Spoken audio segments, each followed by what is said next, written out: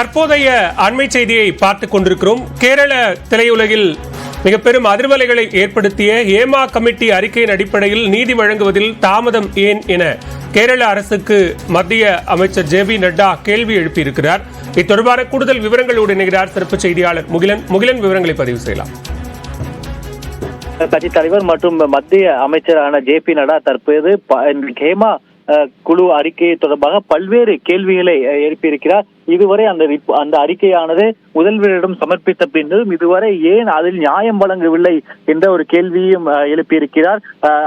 கேரள அரசை இந்த குழு அறிக்கையின் மீது நடவடிக்கை எடுப்பதை எது தடுக்கிறது என்றும் கேள்வி எழுப்புகிறார். அதே போல மிக முக்கியமாக சிபிஎம் கட்சியில் இருக்கும் பலரின் பெயர்கள் இந்த ஹேமா குழுவின் அந்த அறிக்கையில் இருப்பதாகவும் அதனாலேயே அந்த கேரள அரசானது இந்த அறிக்கையின் மீது எந்த நடவடிக்கையும் எடுக்க தயங்குவதாக ஒரு பகிரங்க குற்றச்சாட்டையும் முன்வைத்திருக்கிறார். பாலா, நன்றி முகிலன், விரிவான விவரங்களுக்கு.